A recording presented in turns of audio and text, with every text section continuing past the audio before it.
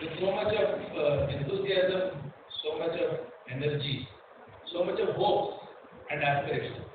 All the children and the parents, the teachers of the school, very good morning to all of you.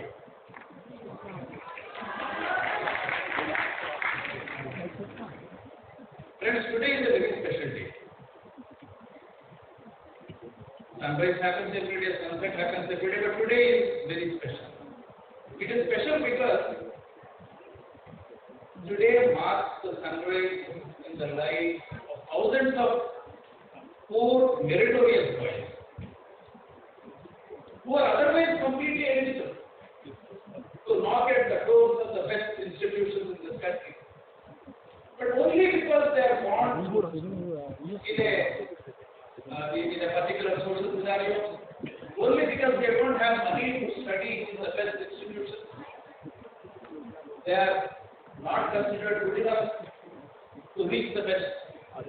But the fact of the matter, we have seen when the national entrance is conducted for this exam, for this scheme, the children have done extremely well. Many congratulations to all the children who are there, who have come out with successful results. I want to tell you that today is only the beginning, it's the first success that you have tasted. You will have many more successes to taste, many more steps to climb, many more efforts that you will get. I'm certain I can see the brightness in their face. Friends, I'm very thankful to the Honorable Minister and the government for coming up with this momentous scheme. This scheme is called Shrestha. Shrestha is an acronym, but it means the best. It is the best because it brings the best out of all the people. It provides best opportunities. It provides best opportunity at affordable rates. In government schools, we have seen that there is a reservation system where everybody gets an opportunity to sit together in the same class. But in the private schools, especially the elite private schools, it is only the people who have got money. They have got money, their father is somebody, mother is somebody, so they get it. This goes against the principle of the national education policy which this government has brought out in 2020. The chapter 22 of the NEP talks about how to make education, quality education affordable. You must get quality education, but it should be affordable to everybody. Everybody must have an access to the quality education based on his own merit. It should not be based on the economic strength of the man. It should be based on the merit of the student. So today, this Shrestha scheme has been designed to make the career. And today is a special day. The government is celebrating 8 years completion in the power. And then on this day, we are showcasing several activities this ministry has done for the benefit of the scheduled castes so that they occupy a pride of place in the country's progress and become as much a strength for building a new India. Friends, this is this Shrestha scheme. We will have some little more detailed discussion on this as the day progresses. But I want to just mention 2-3 points. We have selected the best educational institutions in the country, best private residential educational institutions in the country.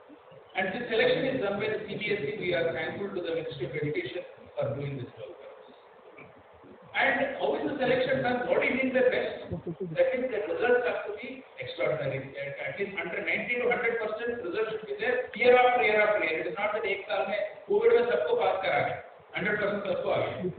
No, it is not like that. But year after year, the school should show extraordinary progress academically. I wish schools could even email. 177 schools are participated, and we have asked for 3,000 seats only. But then I'm very thankful to all the schools. Some of the principals, Mr. Neeraj, Dr. Neeraj is also sitting here, and Madam is here from the school. So we have, the schools have come out with an offering of 4,700 schools. Although we asked only 3,000, but the schools have come forward saying that no, we are willing to give more seats for the socially disadvantaged sections like SCs. So I'm very thankful to all the schools for participating in this program, and we are going to, and the children have been selected nationwide entrance. This entrance has been done and lots of people have participated. I'm sure as the years go by, there will be much more competition. I'm expecting at least 1 lakh people participating in this entrance examination in the coming years. So we have the selection is through a competitive system. The selection of the schools is through a competitive system, and then we are trying to bring both this best school and the best student together in order to provide an affordable education. Shrestha, therefore, is a new milestone, my dear friends, in our progress towards a new India, in order to implement the new education policy. And I am thankful to all of you for being part of this momentous occasion, and then our ministers for leading this entire effort, and my team, Deeptavan Das and especially Rajesh Sharma, who have done enormous work in taking this scheme forward.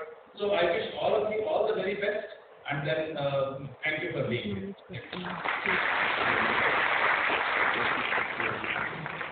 बहुत बहुत धन्यवाद सचिव महोदय। जाहिर है कि श्रेष्ठ योजना बहुत सारे छात्रों का भविष्य संवारेगी, लेकिन इस योजना की चयन की भी एक प्रक्रिया है, अलग अलग स्तर है। किस तरीके से ये योजना जमीन पर काम करेगी, किस तरीके से चयन किया गया है छात्रों का, इसके बारे में एक प्रेजेंटेशन देने के लिए मैं मंच पर आमंत्रित कर रही हूँ मंत्रालय में अपर सचिव श्री सुरेंद्र सिंह।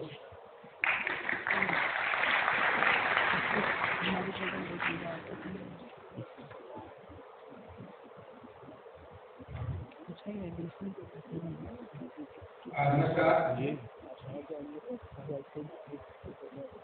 माननीय मंत्री सामाजिक न्याय एवं अधिकारिता विभाग मंत्रालय भारत सरकार श्री डॉक्टर वीरेंद्र कुमार जी,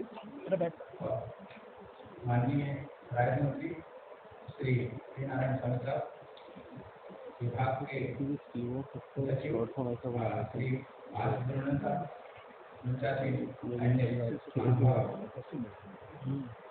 जैसा कि सचिव महोदय ने बताया कि इस योजना को लागू करने के पीछे कितना प्रयास किया गया है और आज ये योजना साकार रूप ले रही है, और इससे अच्छा कोई अवसर नहीं हो सकता इसको वास्तविक रूप में लॉन्च करने की। जो हमारे सफल प्रतिभागी बच्चे हैं वो आज हमारे सामने हैं। मैं आप सबको सबसे पहले आप सभी बच्चों को और उनके अभिभावकों को जो है उपस्थित हैं सभी बच्चों को बहुत बहुत बधाई देता हूँ इस अवसर पर। और माननीय मंत्री जी की अनुमति से मैं संक्षिप्त में ये जानकारी देना चाहता हूँ कि ये स्कीम क्या है और इसका कैसे लाभ उठाया जा सकता है। सचिव महोदय ने काफी विस्तृत जानकारी पूर्व में दे दी है, लेकिन मैं फिर भी एक छोटे से प्रेजेंटेशन के माध्यम से चरणबद्ध तरीके से बताऊंगा कि ये स्कीम क्या है और इसको कैसे इसका लाभ उठाया जा सकता है। रख लीजिए। एक्चुअली उद्देश्य क्या है, ऑब्जेक्टिव क्या है इस स्कीम का, वो है कि जो गरीब बच्चे हैं अनुसूचित जाति समुदाय के और जो मेरिटोरियस, उनको एक ऐसी स्कूल में अवसर मिले जिसके बारे में गांव में छोटे कस्बों में लोग देखते हैं कि स्कूल में हमारे बच्चे का एडमिशन हो। तो इसका उद्देश्य ये है कि सबसे अच्छी और उस इलाके की और उस राज्य की जो प्रसिद्ध स्कूल है उसमें उसको शिक्षा मिले, ये उनको शिक्षा प्रदान हो, ये हम लोग इस योजना का उद्देश्य मानते हैं और उसको लेकर आगे चले। सिलेक्शन स्कूलों को कैसे किया गया है, जैसे माननीय सचिव महोदय ने आपको जानकारी दी कि सारे स्कूल, एक तो ये सारे स्कूल प्राइवेट स्कूल होंगे। सरकारी स्कूलों का चयन इसमें नहीं किया गया है, क्योंकि सरकारी स्कूलों में और सुविधाएं सबके लिए हैं। और ये माना जाता है कि जो अच्छे प्राइवेट स्कूल हैं वो अच्छी शिक्षा देते हैं और गाँव में शहरों में बच्चों को बहुत सबकी लालसा रहती है कि हमारा बच्चा यहाँ को पढ़े। तो ऐसे पूरे देश में जो CBSE के स्कूल हैं उनमें जो सबसे अच्छे 600 स्कूलों का चयन किया गया है, जिनका रिजल्ट पिछले 5 सालों से लगातार जैसे प्रतिपादन ने बताया 75% के ऊपर रहता है। तो जितने स्कूल अभी चयन किए गए हैं वो सारे ऐसे स्कूल हैं जो सीबीएसई का पाठ्यक्रम उनमें चलता है और वो अच्छे स्कूलों में माने जाते हैं कि उनका रिजल्ट हर समय सबसे अच्छा रहता है, जो देश के सबसे अच्छे स्कूलों में उनका नाम है। तो उन स्कूलों में से स्कूलों का चयन किया गया है। इसके लिए सचिव महोदय ने बहुत प्रयास किया, क्योंकि बहुत छोटे समय में सीबीएसई और शिक्षा मंत्रालय का सहयोग लेकर उनसे स्कूलों का लेके स्कूलों को जानकारी देते हुए, क्योंकि पूरे देश भर के स्कूलों को जानकारी दी, वो उनको चयन किया गया और उनसे बात की गई, उनको सूचनाएं दी गई। उन्होंने कहा कि आप इतने बच्चों को एडमिशन ले सकते हैं, जो कि नियम है कि हर सीबीएसई में हर स्कूल में हर क्लास में जितने बच्चे होंगे उसका एक नियम है, उसके अतिरिक्त ये बच्चों को लेना है। तो उसके लिए उनसे बात की गई और सभी स्कूलों में अभी वर्तमान में उन्होंने कहा कि 177 स्कूल ऐसे जिन्होंने स्वेच्छा से बताया कि हम लोग ये योजना को लागू करने के लिए तैयार हैं। इस वर्ष जैसे सचिव महोदय ने बताया 1300 बच्चे हमारे 9th क्लास में एडमिशन होंगे, क्योंकि 2 स्तर में होंगे, 9th क्लास और 11th क्लास। और 9th क्लास में जो बच्चे का एडमिशन होगा लगातार वो 12वीं क्लास तक उस स्कूल में पढ़ेगा, और जिसका 11वीं क्लास में एडमिशन होगा 11वीं और 12वीं स्कूल में पढ़ेगा। फिर आगे उसका पोस्टमेंट आगे के कॉलेजों में पोस्टमेंट की स्कॉलरशिप से भी उसका उसमें आगे किया जाएगा। कौन से बच्चे इसमें हो सकते हैं? सबसे पहले तो ये है कि ये स्कूल अनुसूचित जाति समुदाय के बच्चों के लिए है। तो ऐसे बच्चे जो कोई भी रिकॉग्नाइज्ड स्कूल है उसमें पढ़ते हैं, चाहे सरकारी हो, प्राइवेट हो, लोकल बॉडी के द्वारा चलाए जा रहे हो, ऐसे स्कूल में पढ़ने वाले बच्चे इसके बाद एक वो दाखिला ले सकते हैं। एक इसमें सीमा रखी गई है, क्योंकि संख्या सीटों की सीमित है, इसलिए जो मेरिटोरियस हैं और गरीब बच्चे हैं जो समुदाय में और भी गरीब हैं, तो अधिकतम तो 2.5 लाख रुपए की आय सीमा रखी गई है। जिनका आय जिनके पारिवारिक आय 2.5 लाख से अधिक है उनको इसमें नहीं है, 2.5 लाख से कम जिनकी आय है उन बच्चों को इसमें मौका मिलता है। और एक अनिवार्यता है कि जब वो काउंसलिंग के लिए जाएंगे तो उनका इनकम सर्टिफिकेट और कास्ट सर्टिफिकेट ये दोनों की वो अपलोड करेंगे। 9th क्लास में जो बच्चे पढ़ेंगे उनके लिए जरूरी है कि उससे पहले साल, जैसे मान लो इस साल जिन्होंने एडमिशन 9th क्लास में लेना है तो 8वीं क्लास पिछले साल उन्होंने पास की जानी चाहिए। इसी तरह से 11वीं क्लास में जिनको एडमिशन लेना है उनको पिछले एकेडमिक ईयर में 10वीं क्लास पास करनी चाहिए। तो ये इसकी एलिजिबिलिटी जांच है। कैसे एडमिशन लिया जाता है? लिया जाएगा उसके लिए अभी जैसे बच्चे जो आप लोग सफल बच्चे को जानते हैं, पेरेंट्स हैं आप उनसे जानते हैं कि इसके लिए नेशनल टेस्टिंग एजेंसी के माध्यम से ऑनलाइन टेस्ट किया, उन्होंने पोर्टल तैयार किया, उसमें सभी बच्चों ने आवेदन दिया। तो हर साल नेशनल टेस्टिंग एजेंसी की परीक्षा लेगी, ऑनलाइन कंप्यूटर बेस्ड परीक्षा होती है। उसके आधार पर जो बच्चे मेरिट में आते हैं उनका इसमें चयन होता है। और जो मेरिट में आ जाते हैं जब उनको विभिन्न स्कूलों में कैसे उनका दाखिला होगा, तो उसके लिए भी कंप्यूटर बेस्ड की काउंसलिंग की व्यवस्था की गई। उसको जैसे कहने था कि स्कूल में जाके वहाँ जाकर कौन सा सब्जेक्ट पढ़ते हैं उसमें वो नहीं, अब आप घर बैठे कंप्यूटर बेस्ड आपका जैसे रिजल्ट में जिस मेरिट के आधार पर आप जो चॉइस है उसके हिसाब से आप जैसे 9th क्लास में तो कोई सब्जेक्ट नहीं है, लेकिन 11वीं क्लास में जब एडमिशन लेते हैं तो उसमें सब्जेक्ट भी है, आर्ट, कॉमर्स, साइंस जैसे सब्जेक्ट है, उसमें कितनी वैकेंसी है, किस स्कूल में कितनी वैकेंसी है, ये सारी कंप्यूटर में जानकारी है। उसके आधार पे बच्चे चयन कर सकते हैं कि हमको किस स्कूल में दाखिला लेना है। तो ये आपकी मेरिट के ऊपर है, आपकी पसंद के ऊपर निर्भर करता है कि आपको किस स्कूल में दाखिला मिलेगा। देश के किसी भी स्कूल में आप दाखिला ले सकते हैं, उसमें कोई बाधा नहीं है।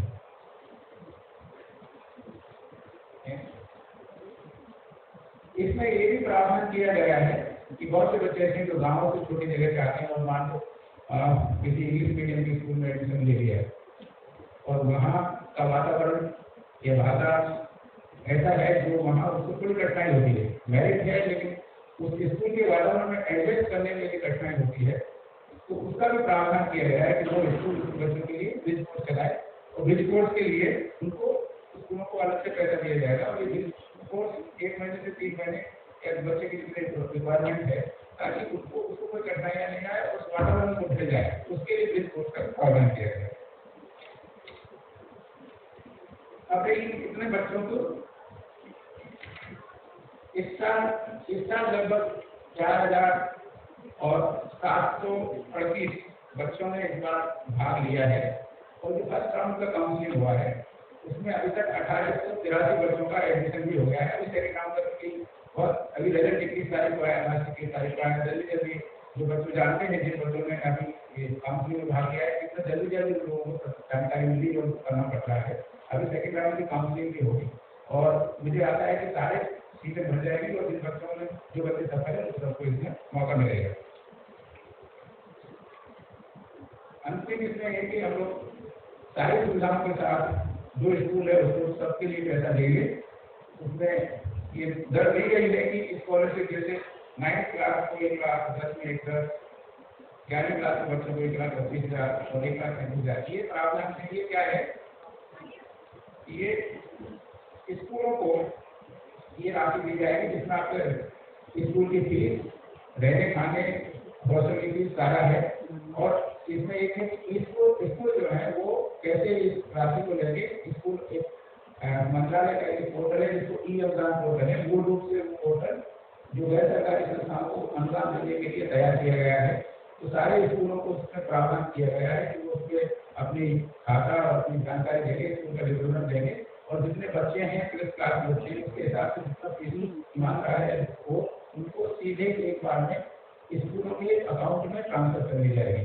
तो इसलिए जो बच्चे यहाँ हैं उनको 9वीं से 12वीं तक पढ़ने के लिए कोई स्कूल को ना फीस देनी है, ना उनको कोई किसी प्रकार का खर्च करना है। उनका रहने का, हॉस्टल का और ट्यूशन फीस और स्कूल की फीस सारी इसमें समाहित है। ये राशि जो दी गई है ये अधिकतम राशि है। कुछ स्कूल ऐसे हैं जो उनका मंथली खर्चा इतना नहीं, उनका सालाना खर्चा इतना नहीं, वो कम भी खर्चा होता है। लेकिन कुछ स्कूल ऐसे भी हैं, हो सकता है 12वीं क्लास के बच्चों से 1 साल को 1,35,000 से ज़्यादा फीस हो, लेकिन उन स्कूलों ने स्वेच्छा से कहा है कि उन बच्चों को इसमें ही वो करेंगे, उसके अतिरिक्त नहीं देना है। ये सभी जो हमारे अभिभावक यहाँ आए हैं और बच्चों को ये जानकारी लेना कि आपका किसी भी स्कूल में एडमिशन हो, वहाँ ये हो सकता है कि 1,35,000 से ज़्यादा फीस को हॉस्टल की सब मिला है, लेकिन उस स्कूल ने सहमति दी है कि उसको 1,35,000 में ही उस बच्चे को रखना है। इसलिए किसी बच्चे को अतिरिक्त फीस नहीं देनी है, तो इसकी फीस अतिरिक्त चार्ज कर सकता है। सारे स्कूल जो जिन्होंने अपनी इच्छा जाहिर की है उन्होंने स्वेच्छा से इच्छा जाहिर की है और सब इस बात को सहमत है कि जो विभाग का जो तय किया रेट है वही उसमें उनको लेना है। इन्हीं शब्दों के साथ मैं आप सबको पुनः बहुत बहुत शुभकामनाएं देता हूँ। धन्यवाद।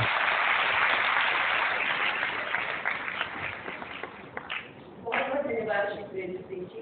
और आपकी बात सुन के मुझे लगता है कि हर छात्र इस तरह का अवसर जरूर हासिल करना चाहेगा जहाँ इतनी अच्छी स्कॉलरशिप उन्हें अपने सपने साकार करने के लिए मिल रही है। माननीय आज हमारे बीच उपस्थित हैं केंद्रीय सामाजिक न्याय और अधिकारिता राज्य मंत्री माननीय श्री ए नारायण स्वामी जी। मैं मंत्री जी से अनुरोध करती हूँ कि कृपया इस अवसर पर अपने विचार हमारे साथ साझा करें। ताली के साथ स्वागत करें राज्य मंत्री जी का।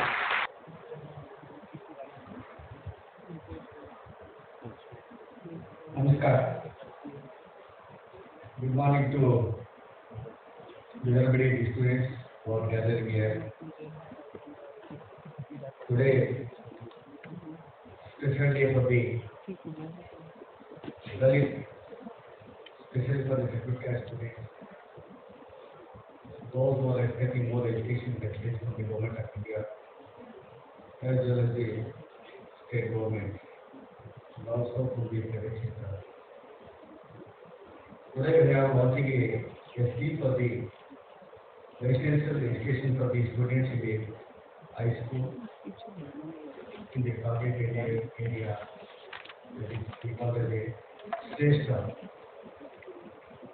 The scheme is very good, especially we are interacting with the students and all the courses are completed.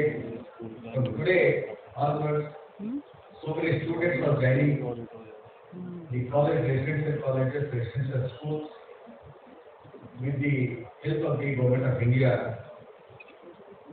Especially, it started today at Mahamaya Balika Inter College in Uttar Pradesh.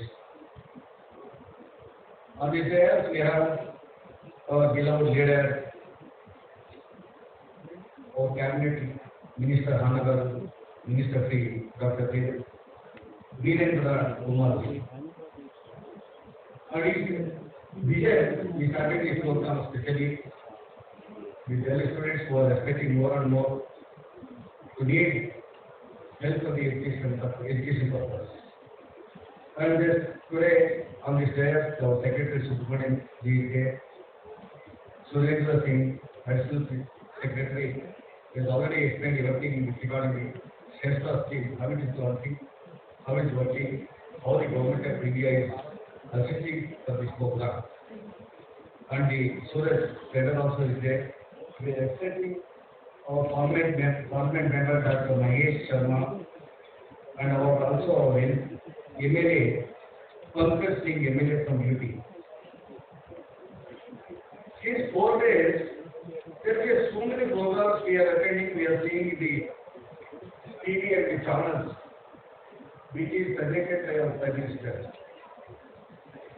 where he is interacting with the farmers, he is interacting with the young leaders, he is interacting with the employees, he is interacting with the students. Since 4 days, the government of India has done so many development programs which is presented below Prime Minister Narendra Modi. Why now?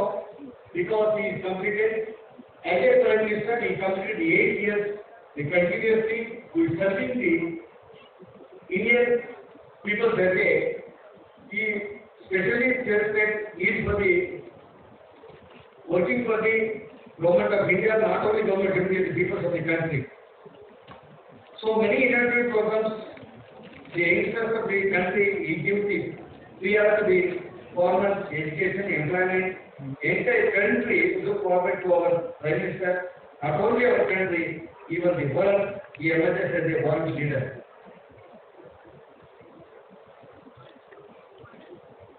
The objective of this scheme is to provide quality education to the residential schools, to the poor and the bright students of the several caste communities. National Testing Agency would conduct the national-wide computer-based test and admission is the mentioned selection students would be offered choice of the school through which web-based counseling system. So already the Suraj does, he says that we are giving for 9th standard we are giving 1 lakh. For 10th standard we are giving 1,10,000. For 11th standard we are giving 1,25,000. For 12th standard we are giving 1,25,000 scholarship which we release in the these all are directive to the account of the students. The Minister of Social Justice and Empowerment has been successfully implementing several programs, schemes, policies for the welfare of scheduled castes all over India. The state has been formulated with the objective to provide quality education. But earlier there was not. The government of India is not spending scholarship, a little scholarship was spent for the students who are studying in the high school or the college, some other institutions. But after the Narendra Modi became charged and he became Prime Minister of India, you know, so many states they are unable to give the scholarship in the states. So we decided, Government of India decided, our Social Justice Empowerment Department is giving 60% of the scholarship to the entire country. We are spending nearly 5,660 crores for the scholarship for the whole country. And also we are spending nearly 500 crores for the private. Not only we are giving scholarship for the state of the residential schools, we are giving preference to the top class education. Those who are studying in the NIIT, ITI, IIM, IIT, IIM, MI, the students who are capable to study in the IIM, we are giving more than one crore. And we are giving the free coaching scheme. We have got budget for the top class 180 crores. For free coaching, we have got 47 crores budget. National College Fellowship Scholarship Scheme 173 crores. National Overseas Scholarship we are spending 36 crores. We are expected to spend more than 100 crores. The opportunity for your even the poorest scheduled caste students as per the constitutional mandate. The students from the scheduled caste communities have been subject to untouchability, inequality, abuse, and neglected since long has been kept out of quality education. The situation was perpetuated the demonstrated carried forward to the generations to lack adequate education. Now the Minister of Social Justice and Empowerment has formulated a very good scheme named SESTA, and as what I stated, top class education, free coaching scheme, national fellowship scheme, national overseas scheme, scholarship, and scheme for educationally empowerment of the meritorious, economically weaker SC students by giving them opportunity to undertake quality education in the best private schools with outside facilities to realize their dreams to be true in the spirit. The best aspect of the scheme is that the meritorious and economically weaker SC students did not to bear any cost for the foreign education. Their education also declared for.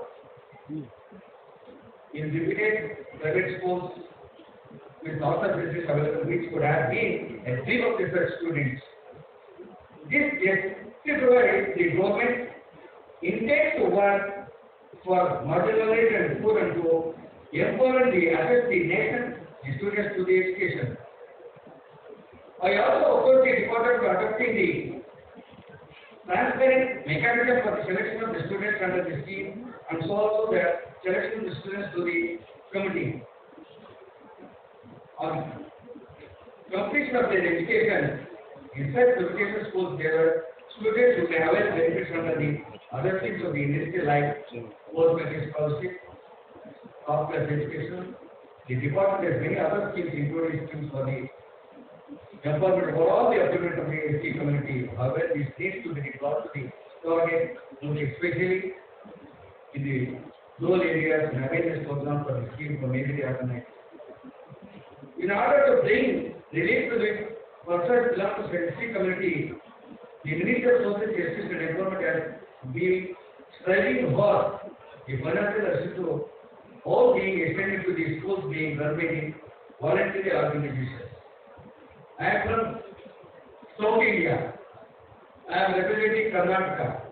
In South India, some of the states have got their own residential schools. Even governments are running a best residential school which is South India.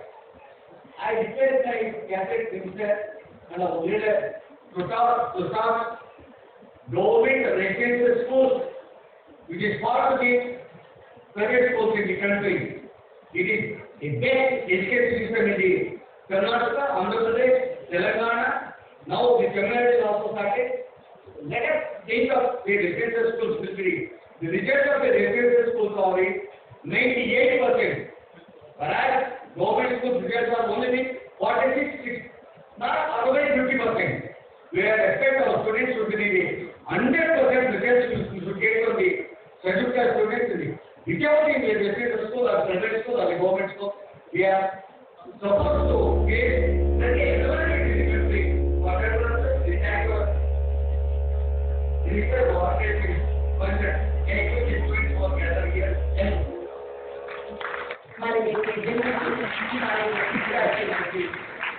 इस अवसर पर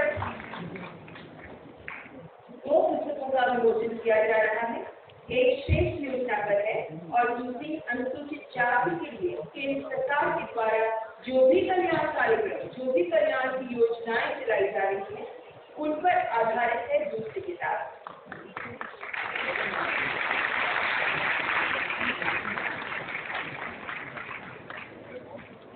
इस पत्र श्रेष्ठ योजना की किताब का विमोचन और इसी के साथ श्रेष्ठ योजना देश में शुरू हो गई है।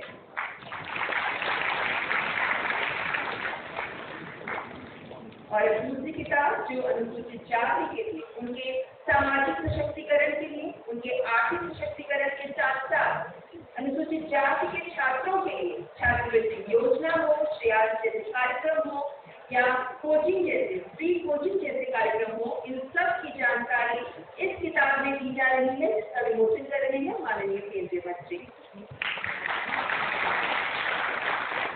बहुत बहुत धन्यवाद माननीय। समय विषम है, सफर कठिन है, जाना भी उत्पाद है, छोड़ दो ये रीत पुरानी, नई राह तैयार है।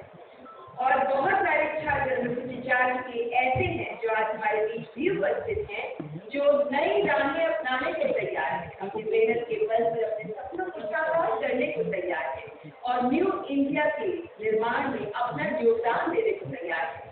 ऐसे ही कुछ छात्रों को आज जिनका श्रेष्ठ योजना के तहत चयन हो चुका है, उन्हें मंच पर मैं आमंत्रित करने जा रही हूँ और माननीय मंत्री जी के करकमलों के द्वारा उन्हें चयन पत्र दिया जाएगा।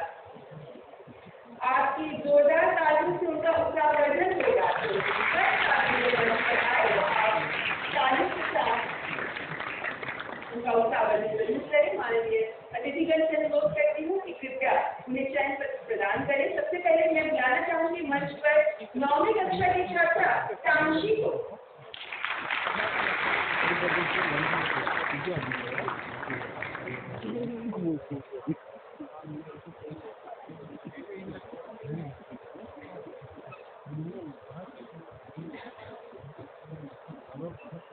जोरदार तालियों से उत्साहवर्धन करें।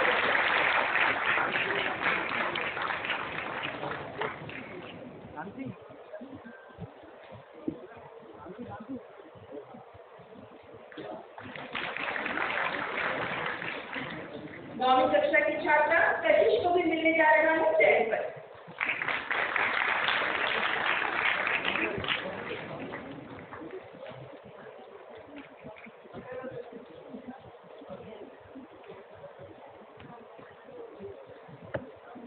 चयन पत्र लेने आ रही है 9वीं कक्षा की छात्रा रूपल।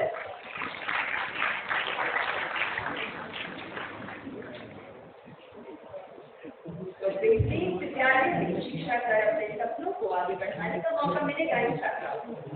11वीं कक्षा के छात्र पंकज चयन पत्र लेने के लिए आ रही हैं।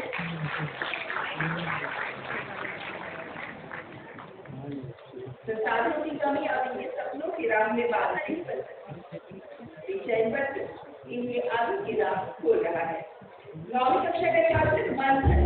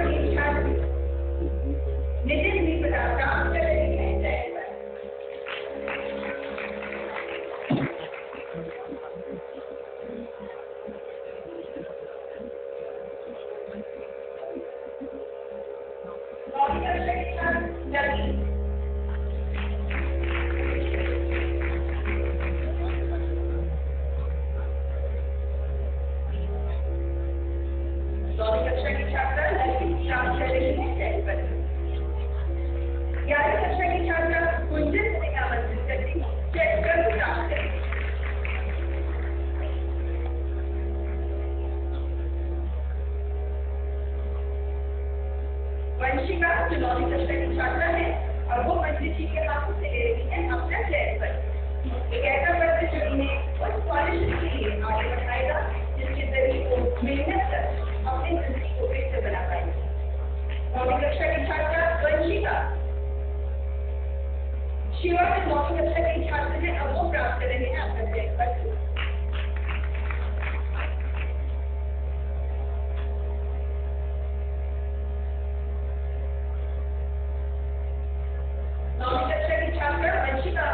आगे आ रही है अपना चयन पत्र प्राप्त करने के लिए।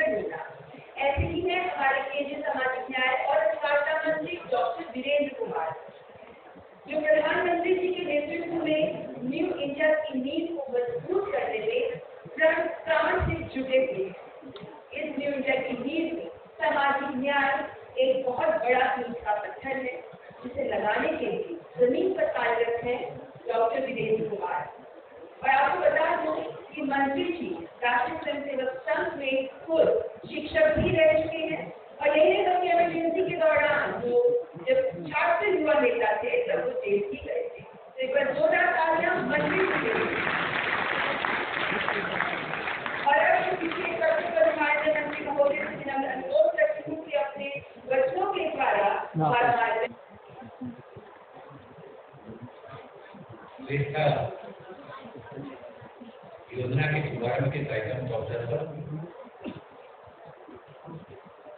मंच पर हमारे बीच उपस्थित विभाग में हमारे सहयोगी राज्य मंत्री के नाते हमारे साथ कदम से कदम मिलाकर चलने वाले सम्मानित नारायण स्वामी जी,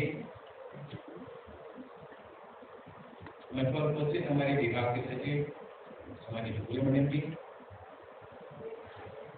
additional secretary Surendra Singh ji, doctor Neeraj Tandon ji,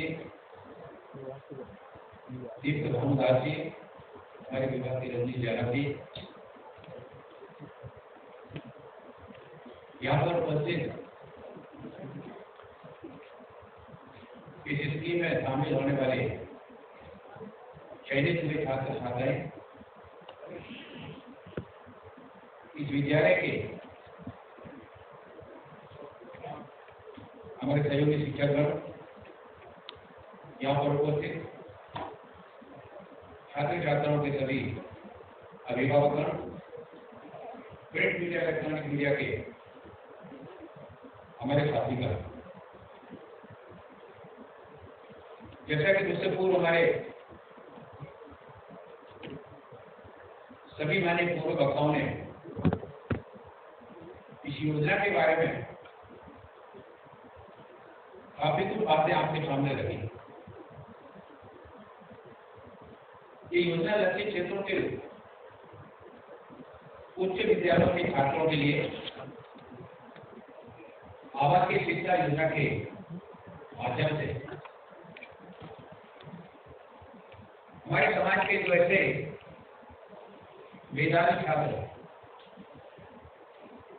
इस आर्थिक दृष्टि से गरीब परिवार से हमारे छात्र जिनके अभिभावकों की वार्षिक आय 2.5 लाख रुपए से ज्यादा नहीं है, ऐसे छात्रों को सीबीएसई आधारित जो देश के प्रतिष्ठित निजी विद्यालय हैं, इस निजी विद्यालयों के माध्यम से एक गुणवत्ताकारक शिक्षा प्रदान करने के लिए और एक अभिनव विचार के साथ में ये योजना देश के पंतप्रधान आदरणीय नरेंद्र मोदी जी के कुशल मार्गदर्शन में इसको बनाया गया और प्रारंभ किया जा रहा है।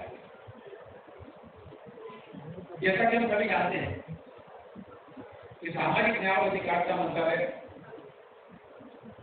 अनुसूचित जातियों के तहत समाज के जो सामाजिक, आर्थिक, शैक्षणिक दृष्टि से लाभान्वित वर्गों का सशक्तिकरण करने के लिए यह विभाग पूरी तरह से प्रतिबद्ध है और इस विभाग ने पिछले 8 वर्षों में अपने लक्ष्य समूह के कल्याण के लिए बहुत सारी योजनाएं चलाई, कई कानूनों को भी अधिनियमित किया है। श्रेष्ठा स्कीम उन गरीब अनुसूचित जाति के छात्रों के सशक्तिकरण के लिए बनाई गई है जो प्रतिष्ठित निजी विद्यालयों में शिक्षा पाने में असमर्थ है। मेरे बचपन में था तो कई बार मैं देखता था कि जब बच्चे जाते थे स्कूल यूनिफॉर्म में, उनके पास अच्छा बैग भी होता है, जूते मोजे भी होते हैं। वहीं पर हमने देखा कि कुछ छात्र जिनके फटेहार कपड़े होते थे, पैरों में जिनके घिसे चप्पल में नहीं होते थे, उनके मन में भी कभी कभी ये झलक आती थी क्या हम कभी जीवन में ऐसे अच्छा ड्रेस पहन करके अच्छे स्कूलों में पहुंच पाएंगे, कभी सपना साकार हो पाएगा या हजरत वाली नजरों से हम दूर से ही देखते रहेंगे। लेकिन बच्चों में प्रतिभाओं की कमी नहीं। मंत्रालय योजना के माध्यम से सशक्तिकरण ऐसे विद्यार्थियों को केवल शिक्षा के माध्यम से उस छात्र के लिए कुछ उसको केवल सशक्तिकरण नहीं बनाने की जरूरत है, बल्कि जब एक छात्र शैक्षिक दृष्टि से सशक्तिकरण की दिशा में आगे बढ़ता है वो पूरे परिवार को सशक्त बनाता है। वो जब परिवार सशक्त होता है तो देश के विकास में भी अपना प्रभाव अपना योगदान देता है। लंबे अरसे से असमानता का भाव को जिसके वजह से जाती ये समुदाय के छात्रों के लिए गुणवत्ता शिक्षा से बच्चे रहना पड़ा और उनके समक्ष पीढ़ियों से जो पर्याप्त शिक्षा की कमी की स्थिति निरंतर बनी रही, देश के पंतप्रधान आदरणीय नरेंद्र मोदी जी के कुशल नेतृत्व में सरकार ने भेदभाव रहित शैक्षणिक सुविधाओं का विस्तार करने के प्रयासों से लगभग सार्वभौमिक सफलता तक पहुंच बनाई है और काफी हद तक अस्पष्टता को दूर करने की दिशा में बेहतर काम भी हुआ है। गुणवत्तापूर्ण शिक्षा उपलब्ध कराने का जो उद्देश्य है कि छात्रों के लिए समान अवसर उपलब्ध कराए जाए और अभी दिशा में काफी कुछ करने की आवश्यकता है। उसी दिशा में आज की इस श्रेष्ठ योजना के लोकार्पण कार्यक्रम के माध्यम से सबसे मैं यहाँ पर चयनित छात्रों को यहाँ पर बुलाया गया। लगभग 80 छात्र चयनित हुए, जिनमें 40 छात्र अभी यहाँ पर आए। मैं बच्चों से बात कर रहा था, कोई मेरठ से आया, कोई जामुन से आया, कोई बहादुरगढ़ से आया, कोई मेरठ से है, कोई मेरठ के ग्रामीण क्षेत्रों से है, अलीगढ़ से भी है। अब वो मेरठ के गांव का हमारा जो बच्चा है, अस्तित्व आनंद साइकिल से चलकर मेरठ तक लगभग 4 किलोमीटर वो आता था। मन में एक अलग शिक्षा के प्रति, लेकिन संसाधनों के अभाव में उससे बढ़ते हुए कदमों को रोकती। अब कांसी नाम की इतनी अच्छी गांव से आई है, आर्थिक दृष्टि से लाभ वंचित परिवार से आई, लेकिन उसके अंदर जो मैंने भाव देखा, प्रतिभा की कमी नहीं है, मेधावी छात्र है और ये सारे के सारे मेधावी छात्र प्रतिभावान छात्र हैं, जिनमें जीवन में शिक्षा के माध्यम से अपने अंदर छुपी प्रतिभा को आगे बढ़ाने का अवसर शिक्षा योजना के माध्यम से उनको मिला। मैं बच्चों से जब बात कर रहा था तो उनसे पूछ रहा था, तुम किस क्षेत्र में क्या मतलब बनना चाहते हो? एक बेटे ने बड़े आत्मविश्वास के साथ कहा मैं आईएएस बनना चाहता हूँ। कुछ बेटों ने कहा मैं आईएएस बनना चाहता हूँ, किसने कहा कि मैं इंजीनियर बनना चाहता हूँ, कोई सॉफ्टवेयर इंजीनियर बनना चाहता है। हर बच्चे ने अपना लक्ष्य निर्धारित किया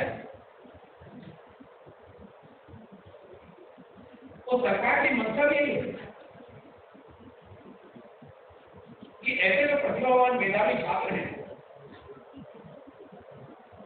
उनको आर्थिक अभाव के चलते अपनी पढ़ाई के वंचित ना होना पड़े। उनके अंदर छिपी हुई प्रतिभा को उभार करके जो लक्ष्य निकल में उन्होंने तय किया है उस लक्ष्य को वो प्राप्त कर सके। मैंने इसे बच्चों के अंदर ये भी भाव देखा,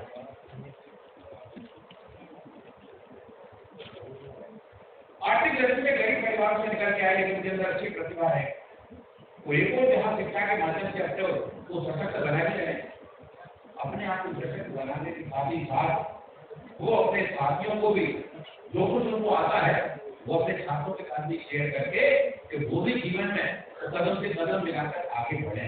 ये भाव भी हमें बच्चों के अंदर, जिनमें से अधिकांश बच्चे कभी ये सोचते नहीं पाते थे हमारे भाई चल हमारे स्कूलों में वो भी हमारे बीच में आए, उनका स्वागत करता हूँ।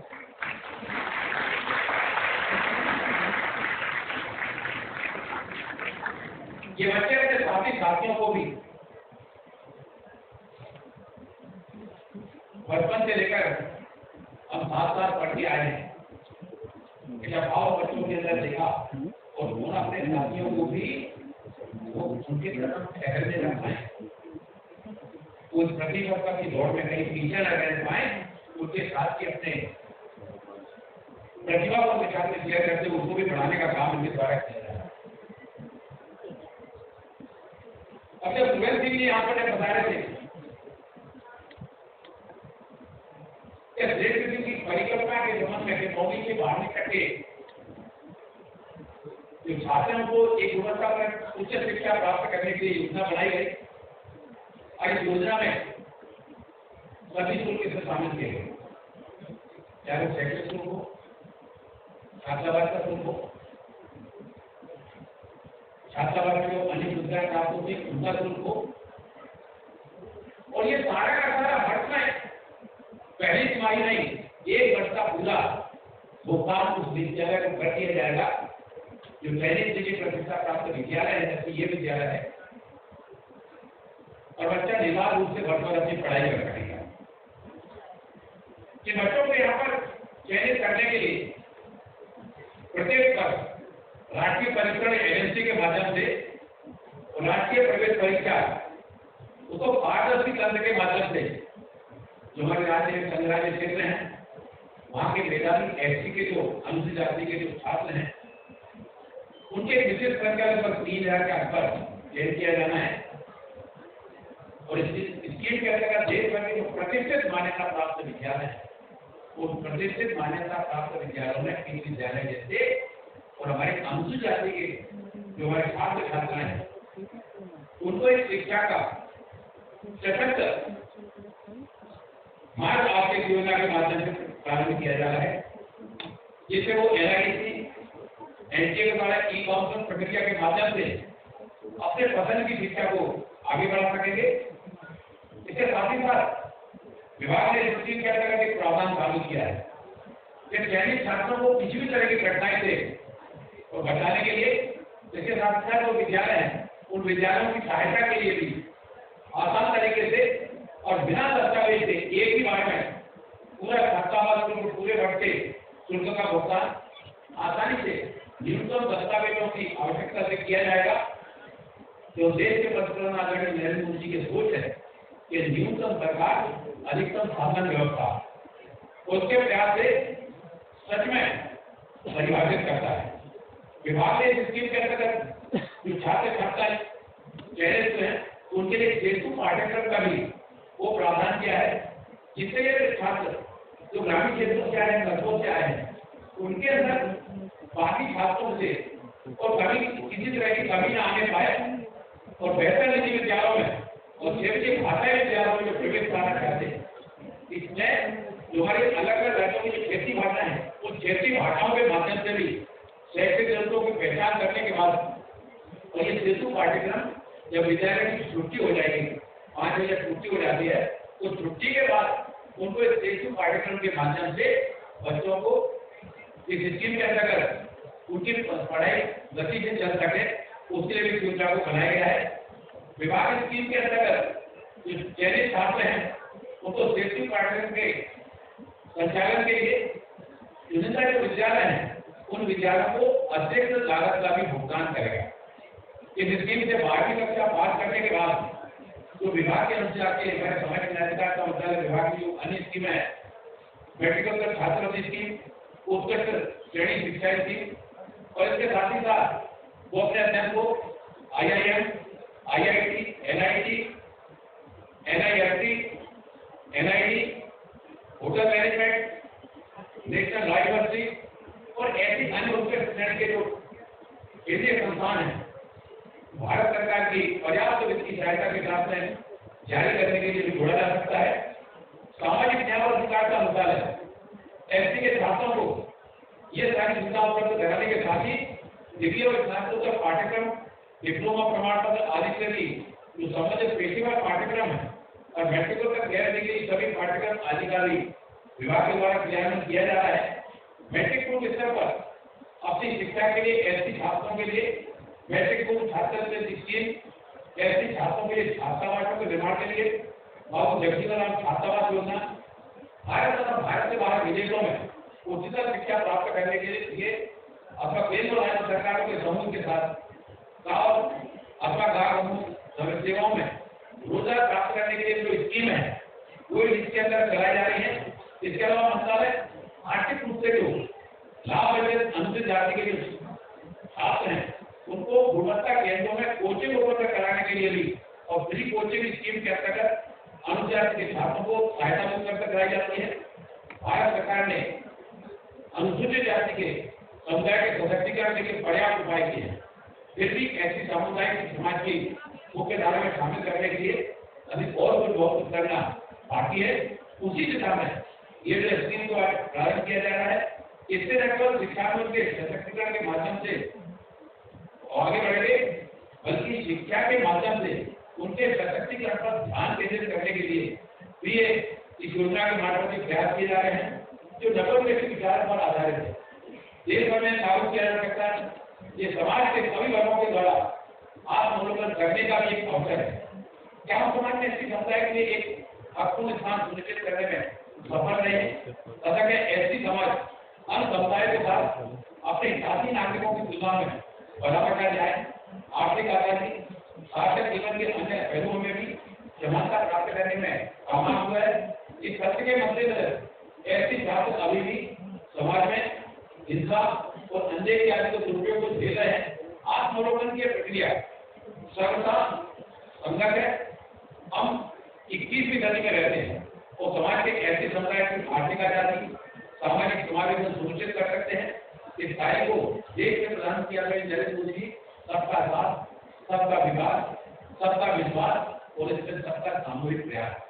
ये बच्चे भी सबका साथ, सबका विकास और सबके लिए सामूहिक प्रयास, इस वोट मांगने के साथ ही समुदाय के सेकंड सशक्तिकरण के माध्यम से शीघ्र और इसको दूर किया जा सकता है। मैं आर्थिक रूप से कमजोर ऐसी छात्रों को कल्याण ऐसी बेहतर स्कीम बनाने में दूरदर्शी का प्रदर्शन करने के लिए आदरणीय प्रधानमंत्री जी के नेतृत्व में मंत्रालय ने छात्रों को आमंत्रित करने और उन स्कूलों को जिन स्कूलों ने अपने छात्र यहाँ पर भेजे हैं, इस यादगार अवसर पर उनको बधाइयाँ दी।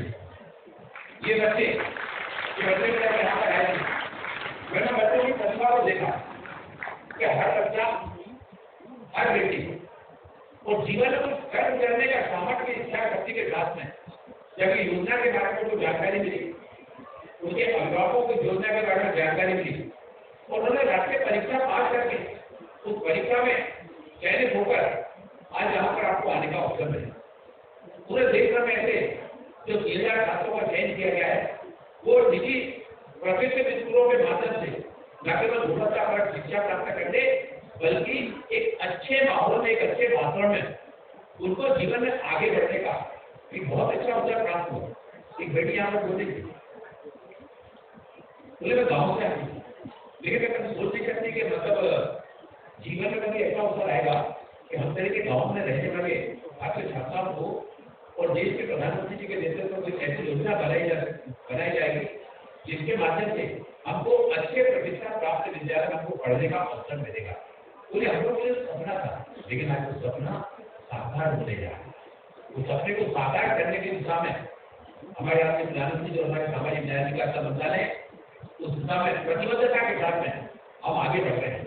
हम चाहते हैं ये बेटे बेटियां जो लक्ष्य उन्होंने निर्धारित किया है, अब कितने बच्चे मैंने बताया थे अस्तित्व आनंद का, वो अस्तित्व आनंद जैसा कि मेरठ में 60% रूप से पूरा कार्य करता है। इनमें तो बहुत सारे बेटे बेटियां होंगे जिसके परिवार में जो है आर्थिक दृष्टि से उतनी सक्षमता नहीं है, लेकिन उनके विश्वास में कमी नहीं है, उनका आत्मविश्वास फूट के उनके अंदर भरा हुआ है और उनकी इन प्रतिभाओं को आगे बढ़ाने का काम देश के पंतप्रधान आदरणीय नरेंद्र मोदी जी के द्वारा सामाजिक न्याय अधिकारिता मंत्रालय के माध्यम से यह योजना आज प्रारंभ हुई है। इस योजना के माध्यम से आने वाले समय में और सेतु पाठ्यक्रम के माध्यम से ताकि वो बच्चे जब इस तरह के विद्यालय में पहुंचते हैं तो उनके अंदर किसी तरह के हीन भावना लाने पाए और उनको स्कूल की छुट्टी के बाद उनको उस पाठ्यक्रम के माध्यम से शिक्षा देकर के बाकी विद्यालय के बाकी छात्रों के साथ में बराबरी के साथ में वो आगे बढ़ सके जीवन में। तो जो जीवन में वो अकेला नहीं पड़े, देखो जहाँ परिवार को सशक्त बनाने का, समाज को सशक्त बनाने का, तो देश की प्रगति में अपना योगदान देने के क्षेत्र में भी वो अपना महत्वपूर्ण भूमिका आने वाले समय में निर्वहन करेंगे। अब मैं देख रहा हूँ बच्चों में ये जो प्रतिभाएं हैं, ये बच्चे प्रतिभाओं से मैं अनुरोध करना चाहता हूँ, जिस तरह से हम गाँव की माटी से निकल कर या शहरों में भी ऐसा ऐसे उन बच्चों से निकल कर आए हैं जहाँ पर और आर्थिक दृष्टि से कमजोर परिवार के साथ वहाँ पर रहना होता है, लेकिन कल आपका भविष्य सपना साकार करने वाला और आपके अंदर कुछ सपना क्षमता है, वो अपार क्षमता है, तो क्या कहते हैं वो देखो पास खड़ी मंजिल, वो देखो पास खड़ी मंजिल इंगित कर तुम्हें बुलाती है, वो संघर्ष करने वालों के माथे पर तिलक लगाती है। आज इन बच्चों को हम लोगों ने यहाँ पर योजना के माध्यम से यहाँ जोड़ा, पूरा समाज आपका सम्मान करने, पूरा आप जिस क्षेत्र से आते वो क्षेत्र आपका सम्मान करने के लिए पलक पौड़ बिछाकर समाज आपके साथ आगे खड़ा होगा। उस समाज को भी अपनी सेवाओं से अपने जीवन को अपने लक्ष्य निर्धारित किए हैं।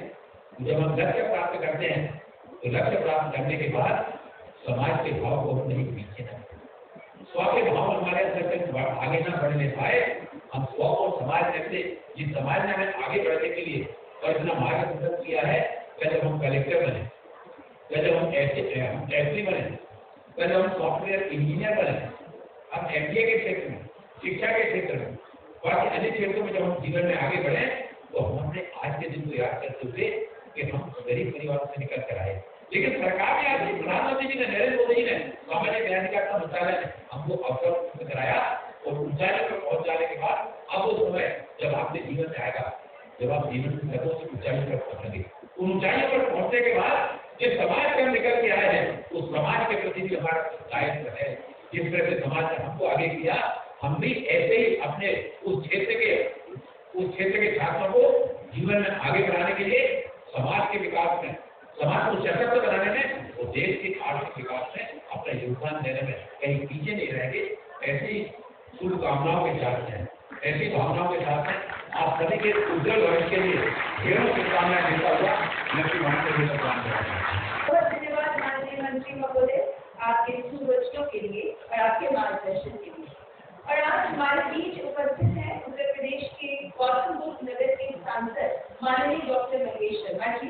जोरदार तालियों से उनका स्वागत करें।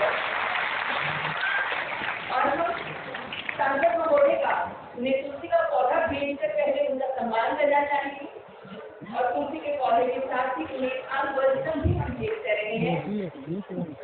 सांसद महोदय के सम्मान करूं क्योंकि जमीन से जुड़े हुए जाने माने राजनेता है डॉक्टर महेश शर्मा, जो केंद्र में मंत्री पद की जिम्मेदारी भी निभा चुके हैं।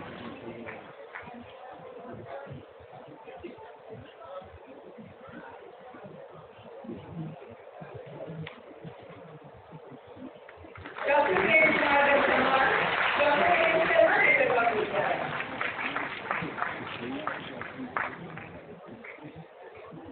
और मैं डॉक्टर महेश शर्मा जी से अनुरोध करती हूँ कि इस अवसर पर हमें कुछ करें।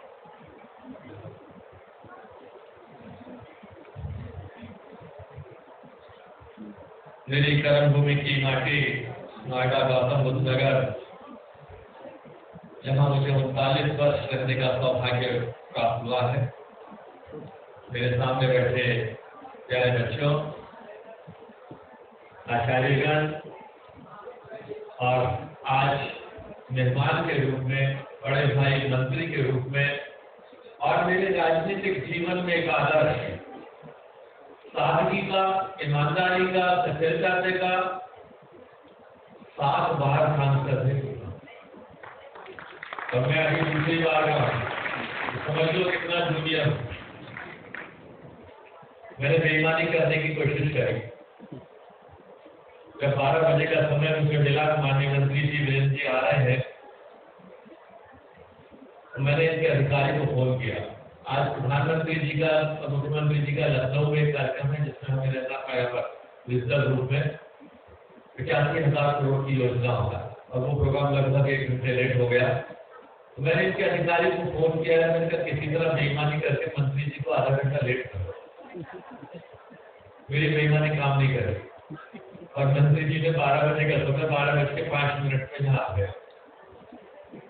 लेकिन मैं चाहता था कि उनका अभिनंदन, मेरे बड़े भाई हैं। मेरे राजनीतिक जीवन में जिस मात्र संगठन राज्य स्वयं सेवक संघ ने मुझे जीने का ध्येय और जीने का मकसद दिया, आप मुझसे वरिष्ठ हैं। अखिल भारतीय विद्यार्थी परिषद और राष्ट्रीय स्वयं सेवक संघ में जिन्होंने अपना जीवन शुरू किया हो और राजनीति के काली कोठरी में सम्मान की बेदाग चादर लिए हुए ऐसे मेरे बड़े भाई मंत्रेश जी का मैं स्वागत करना चाहता था इससे पहले पहुंचकर। क्षमा याचना के साथ मैं उनका अभिनंदन करता हूँ। हमारे राज्य मंत्री आदरणीय नारायण स्वामी जी, सचिव श्री आर सुब्रमण्यम जी, प्रिंसिपल नीरज जी, अन्य अधिकारीगण और मेरी पार्टी के जिलाध्यक्ष भाई मनोज जी, जरा खड़े हो गए टीम पर, ये हमारी पार्टी के जिलाध्यक्ष भाई मनोज गुप्ता जी, अभी कार्यकर्ता बंधु जी, मेरा सौभाग्य है कि आज इस योजना की शुरुआत आज आदरणीय मंत्री जी ने की है। स्वयं मंत्री जी और मैं भी एक साधारण परिवार से आते हैं, और जो प्यारे बच्चों, आज प्रधानमंत्री जी ने जो योजना आपको दी है, बाबा साहब अम्बेडकर जो देश के संविधान के रचयिता रहे, आज उनका सबसे बड़ा सम्मान अगर किसी ने किया है तो हमारे प्रधानमंत्री नरेंद्र मोदी जी ने किया है, डॉक्टर वीरेंद्र जी ने किया है। आप कल्पना कीजिए, मध्य प्रदेश की उस माटी से, टीकमगढ़ के उस क्षेत्र से, सागर उसके उस क्षेत्र से चलकर आए एक सामान्य परिवार का बेटा आज पीएचडी की डिग्री इन्होंने प्राप्त करी, और आज आपके बीच में मंत्री के रूप में डॉक्टर वीरेंद्र कुमार जी उपस्थित हैं। उन्होंने पारिवारिक स्कूल के बच्चों का ये दर्द देखा है और कहा है। उस हीन भावना जिसका शब्द अभी इस्तेमाल आदरणीय मंत्री वीरेंद्र कुमार जी ने इस्तेमाल किया, वो दर्द महसूस किया है। पट्टी घर से लेकर जाती होती थी, मुल्तानी मिट्टी से तख्ती बनती होती थी, और किताब नहीं खरीदने के पैसे जेब में नहीं होते थे। उन बच्चों को बराबरी का हक दिया जाए, वो बच्चे भी एक रेजिडेंशियल स्कूल में रहे। इस स्टेट योजना के माध्यम से प्यारे बच्चों, ध्यान रखना कि बाबा साहब अम्बेडकर ने जिस सामाजिक न्याय की, सामाजिक समरसता की कल्पना करी थी संविधान के माध्यम से, आज उस सपनों, उनके सपनों में रंग भरने का काम हमारे प्रधानमंत्री नरेंद्र मोदी जी और उनके प्रतिनिधि के रूप में आदरणीय मंत्री डॉक्टर वीरेंद्र कुमार जी और उनकी पूरी टीम कर रही है। आज 75 वर्ष की आजादी के बाद अगर पायदान की अंतिम सीढ़ी पर खड़े हुए व्यक्ति तक आजादी की रोशनी की किरण न पहुंचे तो ऐसी आजादी बेमानी होगी। और मंत्रालय के नाम से सामाजिक न्याय एवं अधिकारिता, एम्पावरमेंट किसका होगा? जिसे हम कहीं ना कहीं से कमजोर महसूस करते हैं। अब आप कमजोर महसूस मत करना। आप कहना कि मैं उस बाबा साहब अम्बेडकर के देश का वासी हूँ, उसका बच्चा हूँ, मैं उस नरेंद्र मोदी प्रधानमंत्री का नेता का बच्चा हूँ, मैं डॉक्टर वीरेंद्र कुमार जी जो मेरे मंत्रालय के मंत्री हैं उसका छात्र हूँ। बराबरी के अधिकार के हक से आप भी कहीं भी सीना चौड़ा कर और सामाजिक समरसता के देश का लेकर हम देश को आगे लेकर चलेंगे। मुझे पूरा विश्वास है आप भारत के भविष्य में, और इस सोच के साथ कि ये बच्चे भी किसी भी बच्चे के साथ, किसी प्राइवेट और पब्लिक स्कूल के बच्चे के साथ हॉस्टल में वही सब सुविधाएं प्राप्त करेंगे जिसकी कल्पना बाबा साहब अम्बेडकर जी ने की थी। और विश्वास रखना, कभी भी साधन और कभी भी अन्य कारण कभी भी आगे बढ़ने में कभी नहीं आड़े आते हैं। ये दोनों मंत्री जो आपके सामने बैठे, मैं भी छोटे से किसान का मास्टर का बेटा हूँ, जिससे मुझे ध्यान है जब मैं MBBS की पढ़ाई कर रहा था तो पिताजी मास्टर थे, 600 रुपए की किताब नहीं खरीद कर दे पाए थे। वो दर्द मुझे आज तक मैं उस दर्द को समझता हूँ। MBBS की फीस 30 रुपए महीना थी, मास्टर की वजह से 11 रुपए महीने की फीस पर मैंने MBBS किया दिल्ली के सफदरजंग में। अगर शायद आज के जमाने में प्राइवेट मेडिकल कॉलेज की फीस होती तो मैं शायद डॉक्टर ना बन पाता और शायद यहाँ तक पढ़ भी ना पाता। तो आज जो योजना जिसकी शुरुआत की गई है, मैं आप प्यारे बच्चों आपको शुभकामनाएं देता हूँ। अभी बराबर में बैठे सचिव महोदय ने कुछ, धीरज जी बच्चों साहब ने भी इस व्यवस्थाओं में कुछ कमी बताई। मैं सेक्रेटरी महोदय और अपने मंत्री जी को भी मैं कहूँगा कि नोएडा प्रशासन से मिलकर और अगर हमारी निधि का भी कहीं उपयोग हो सकता है स्कूल की व्यवस्थाओं में पूरा करने में, हम उसका भी उपयोग इस स्कूल के लिए करेंगे। ये विश्वास मैं आपको दिलाता हूँ। धन्यवाद। बहुत बहुत धन्यवाद सांसद महोदय, आपके उत्साहपूर्ण शब्दों के लिए, सकारात्मक वचनों के लिए। और कार्यक्रम के अंत में अब मैं वोट ऑफ थैंक्स प्रस्तुत करने के लिए मंत्रालय योग सचिव श्री भानुदास जी को आमंत्रित करेंगे।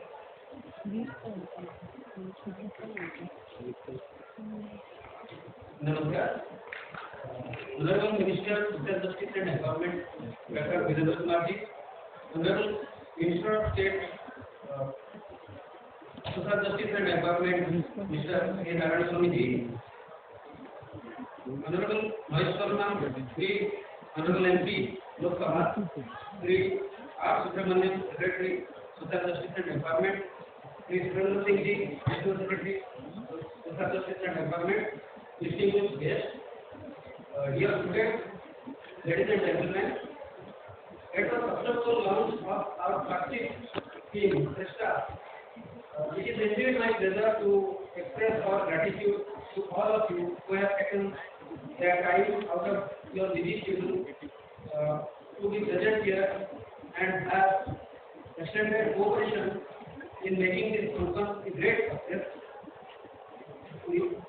We are particularly indebted to Honorable MP Lok Sabha, Honorable Vice Chairman, who benevolently accepted our humble invitation and consented to raise the occasion.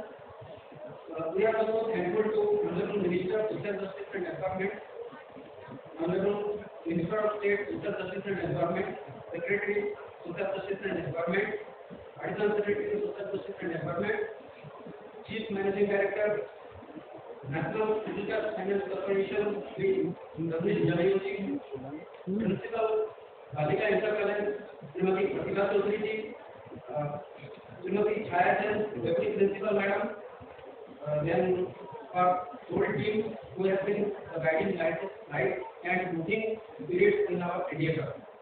I express my gratitude to all students and their parents for attending the function and making it a grand success.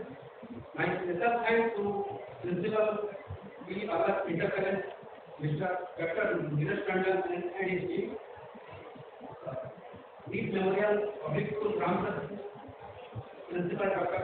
Pramod Kumar, officers and officials of the facilities, and member of